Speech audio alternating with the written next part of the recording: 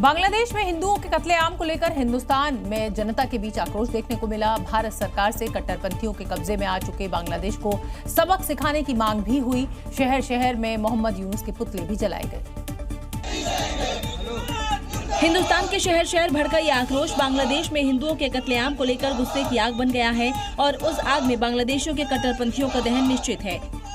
हिंदुओं में गुस्सा कट्टरपंथियों के साथ साथ वहां की यूनुस सरकार को लेकर भी है, क्योंकि कट्टरपंथियों के आगे वो पूरी तरह सरेंडर कर चुकी है। राष्ट्रपति महोदय से मांग करते हैं तत्काल संयुक्त राष्ट्र को लिखा जाए, इसको सर्वोच्च जो अंतर्राष्ट्रीय न्यायालय उसमें यह मुकदमा चलाया जाए और वहाँ के हिंदुओं को सुरक्षित किया जाए। सरकार से मांग की जा रही है कि त्वरित वहाँ पर कार्रवाई हो और हमारे हिंदुओं को सुरक्षा मिले, इसके लिए वहाँ के सरकार के ऊपर दबाव बनाए।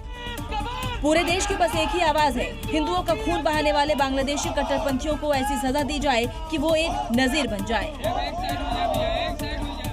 बांग्लादेश में जो हालात पैदा हो गए हैं वैसे ही हालात ठीक 1 साल पहले भी बने थे, जब शेख हसीना सरकार का तख्ता पलट हुआ था और यूनुस की अंतरिम सरकार बनी थी।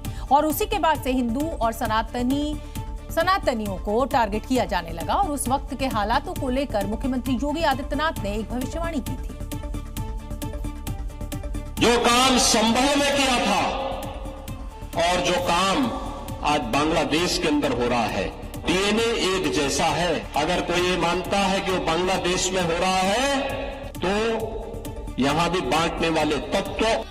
करीब 1 साल पहले सीएम योगी ने भविष्यवाणी की थी। हिंदुओं को बताया था कि एकजुट होना जरूरी है, क्योंकि जो हालात बांग्लादेश में बने हैं वैसा ही भारत में करने की ताक में लोग हैं, इसीलिए एकजुटता की जरूरत है।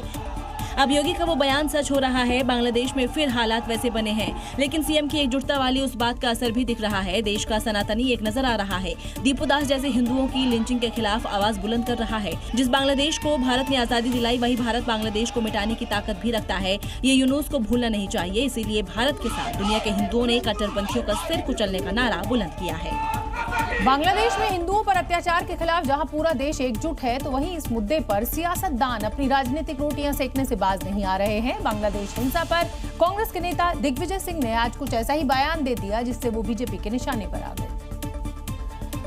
दरअसल कांग्रेस नेता दिग्विजय सिंह बांग्लादेश में हिंदुओं पर हिंसा को भारत में अल्पसंख्यक पर अत्याचार का रिएक्शन बता रहे हैं। जो हालात हमारे देश में है, यहाँ वही धर्मांध फैलाने वाले कट्टरपंथी ताकतें जो है जिस प्रकार से अल्पसंख्यक समुदाय के खिलाफ जो कार्रवाई कर रहे हैं, वही रिएक्शन वहाँ पर उस प्रकार का हो रहा है। दिग्विजय सिंह के इस बयान को लेकर बीजेपी उन पर हमलावर है। जब भी भारत पर हमला होता है तो दिग्विजय सिंह आतंकवादियों के साथ होते हैं। जब भी हिंदुओं पर अगर बांग्लादेश में अभी हमला हो तो दिग्विजय सिंह को हिंदुस्तान की घटनाएं याद आती हैं। दिग्विजय सिंह के इस बयान को लेकर बांग्लादेश मुद्दे पर नए सियासी रण तय है। अनंतनाग के जंगलों में सर्च ऑपरेशन, पंजुल्ला सालिया इलाके में सर्च ऑपरेशन करने की बड़ी खबर। सर्च ऑपरेशन में एसओजी की टीमें तैनात, ऑपरेशन में सीआरपीएफ के जवान भी शामिल।